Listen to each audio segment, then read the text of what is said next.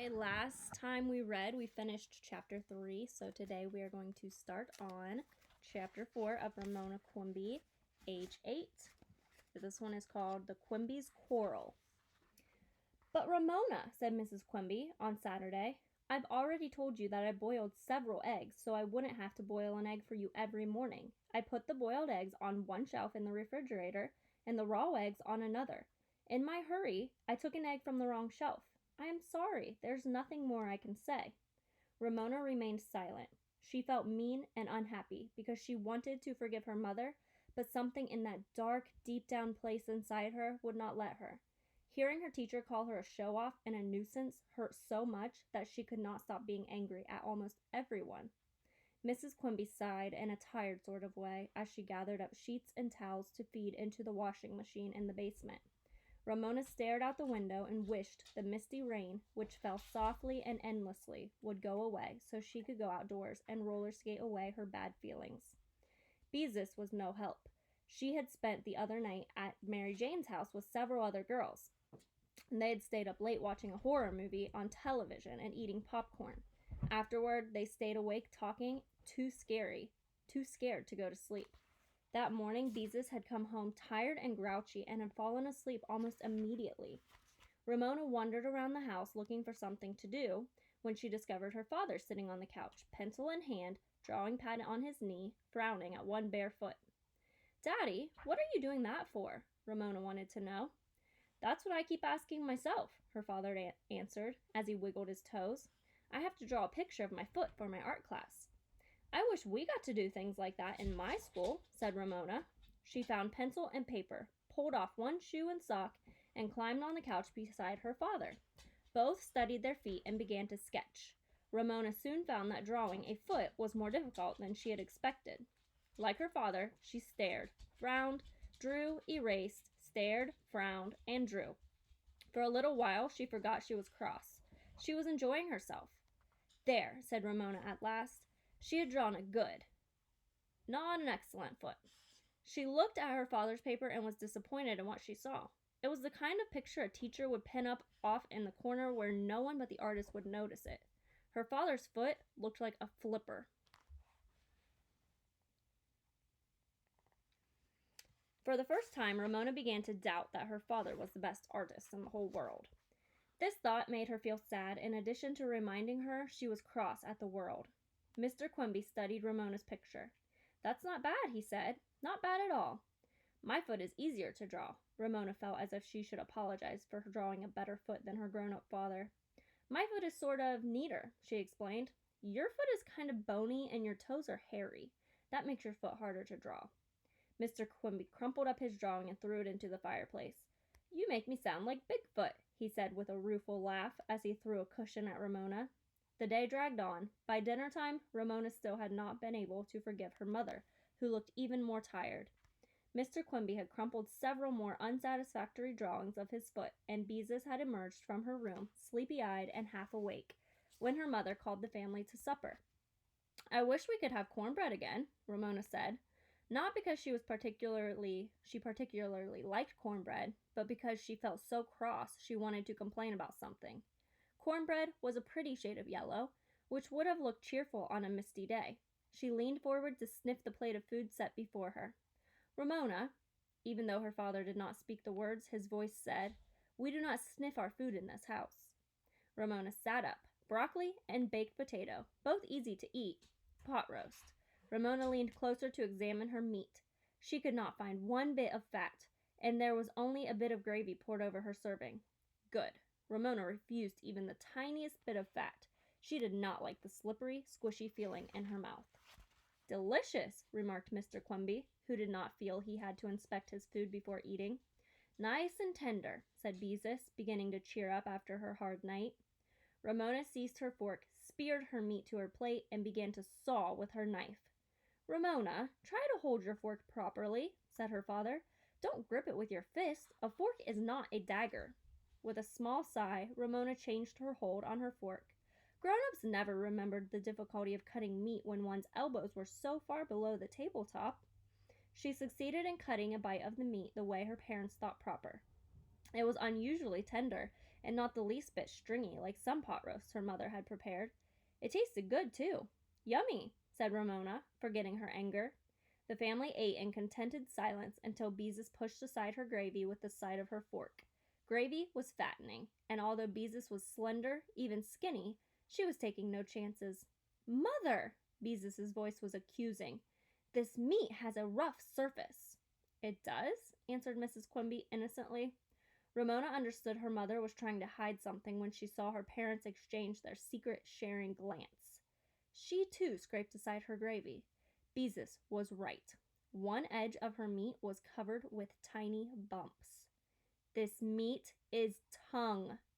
Beezus pushed her serving aside with her fork. I don't like tongue. Tongue?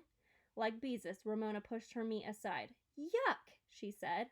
Girls, stop being silly. Mrs. Quimby's voice was sharp. What do you mean you don't like tongue? Demanded Mr. Quimby. You were just eating it and enjoying it. But I didn't know it was tongue then, said Beezus. I hate tongue. Me too, said Ramona. All those yucky little bumps. Why can't we have plain meat? Mrs. Quimby was losing patience. Because tongue is cheaper. That's why. It's cheaper and it's nutritious. You know what I think, said Mr. Quimby. I think this whole thing is a lot of nonsense. You liked tongue when you didn't know it was tongue, so there is no reason why you can't eat it now. Yes, this whole thing is ridiculous, said Mrs. Quimby. Tongue is disgusting, said Beezus. Picky can have mine. Mine too, echoed Ramona, knowing she should eat what was set before her. But tongue?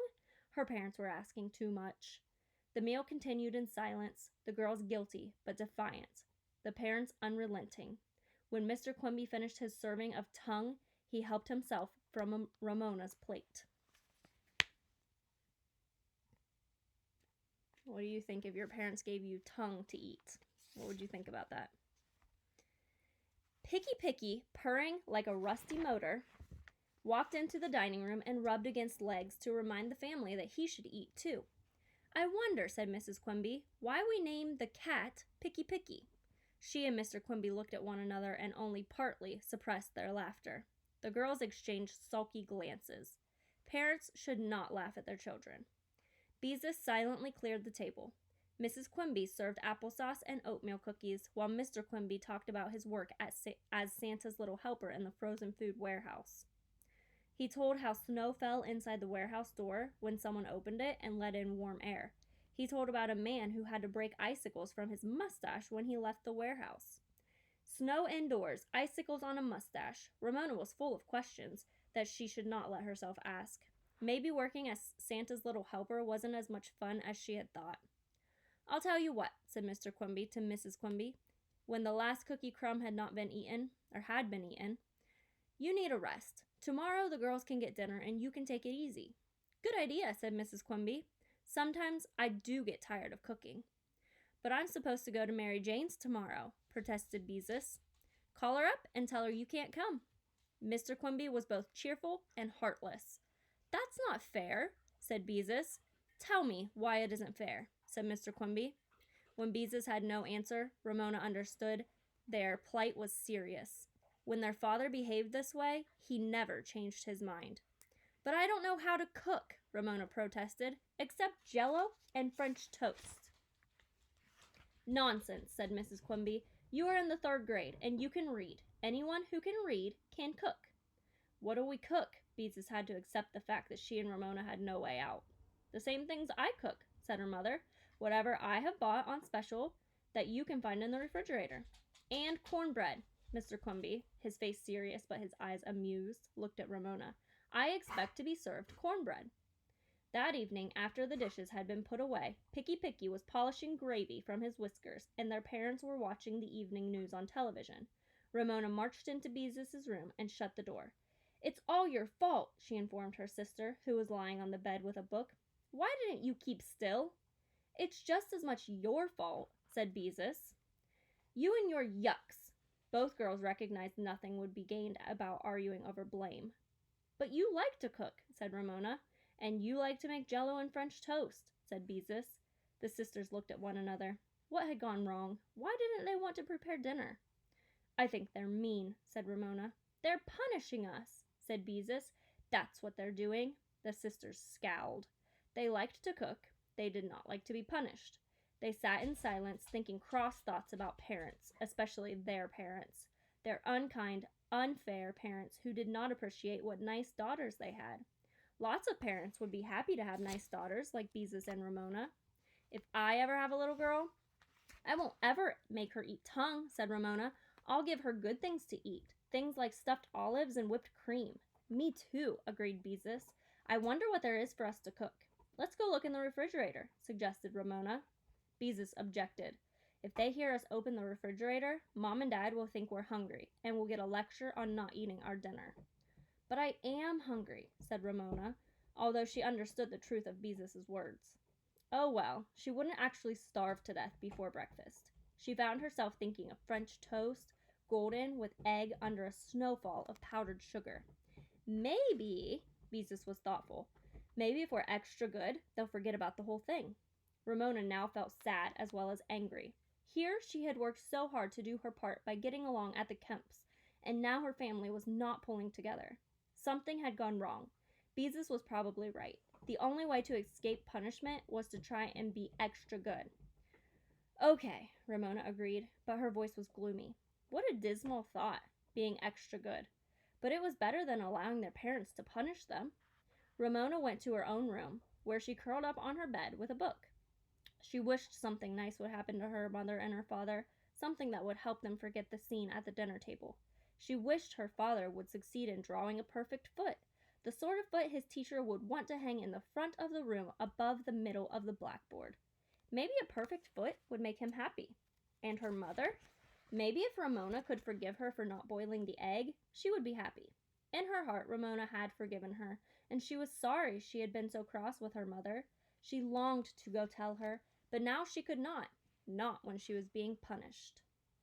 And that is the end of chapter 4. So, I want you to think about what you would do if you were in their position. What if your parents fed you tongue? Would you eat it or would you not eat it? And do you think you would get in trouble for not eating it? Do you think they should have gotten punished for that or not? What do you think should have happened there?